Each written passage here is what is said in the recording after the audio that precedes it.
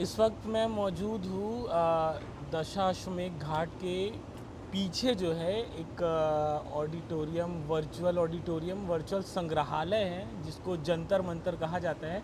और ये जंतर मंतर जो है भारत देश में जो है 5 जगह बस है।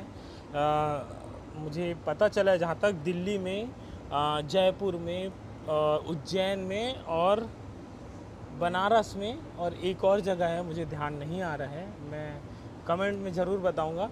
तो ये जंतर मंतर है। यहाँ के जो राजा थे वो जो समय जो देखते हैं, ये जो पीछे आप देख सकते हो, जो समय देखने का, पहले के ज़माने में जब घड़ी नहीं हुआ करता था, घड़ी का आविष्कार नहीं हुआ था, तो जो धूप, जो सूरज की जो रोशनी है, धूप के छाँव से जो है ये जो बना हुआ है सर्कल आप देख सकते हो, वहाँ से जो उसकी परछाई से घड़ी का समय देखा जाता था कि अभी कितना बज रहा है। तो हम अंदर जाएंगे तो आपको भी दिखाते हैं एग्जैक्ट टाइम क्या हुआ है। स्मार्ट यंत्र है for finding time and discrimination and hours angle of the heavily bodies, सम्राट संयंत्र।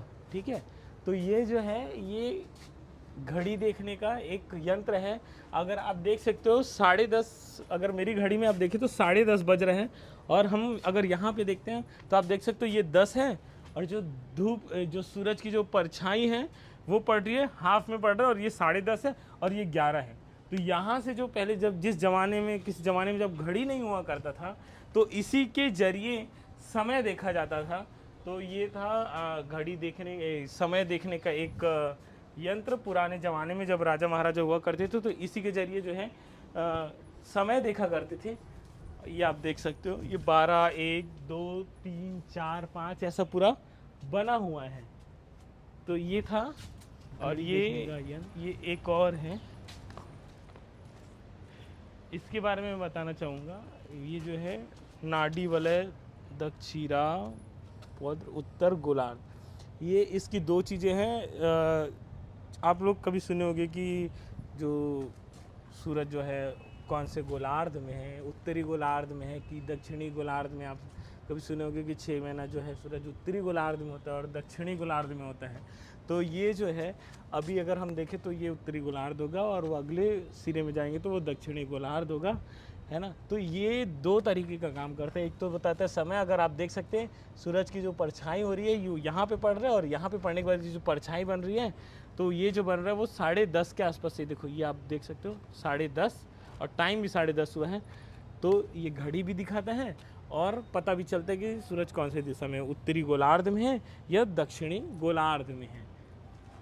तो ये सूरज देखने का यंत्र था। और एक ये जो है यहाँ पे जो है पूरा दिस ऑब्जर्वेटरी करके एक पूरा कहानी किस्से लिखे हुए हैं। अगर मैं आपको जूम करूँ तो आप पढ़ सकते हैं।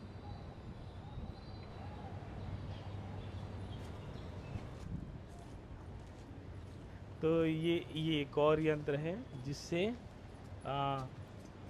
नक्षत्र की दिशा वगैरह एक और चीज़ों को, और अगर हम इस साइड की ओर आते हैं तो ये जो है बहुत बड़ा चीज़ है। अगर इसको समझ पाना जो है बहुत मुश्किल है। मुझे ऐसा लगता है कि इससे जो है जन्म कुंडली हो गए और समय हो गया, ये बहुत सारी चीज़ें इससे पुराने ज़माने में जो राजा महाराजा हुआ करते थे वो बताते थे।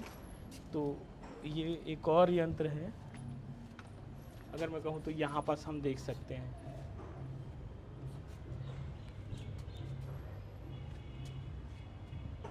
अब हम इस ओर आते हैं। अगर ये पीछे की ओर आते हैं तो आपको बहुत बड़ा सा यूनिक चीज़ दिखने मिलेगा। ये जो है वो फाइनली आप पहुंच चुके हो। तो ये आप देख सकते हो, ये जो है गंगा किनारे बसा हुआ बनारस शहर है, सभी रसों का रस बनारस है। और ये जो बनारस का जो ये घाट है, ये दशाश्वमेध घाट है। उसके बाद से फिर और भी सारे घाट है। आगे अगर हम देखेंगे तो मणिकर्णिका घाट है, जहाँ पे 24 घंटा जो है लाशें जलती रहती है, और सभी जो तीर्थ यात्री हैं वो आए हुए नावों का शेयर कर रहे हैं और घाटों का आनंद उठा रहे हैं। घाटों की नगरी जो है, मैं ऐसे ही जो है बनारस की कुछ यूनिक चीज़ों को आपको दिखाते रहूँगा शिवनाथ संवाद की तरफ से। आप बने रहिएगा शिवनाथ संवाद के साथ। धन्यवाद।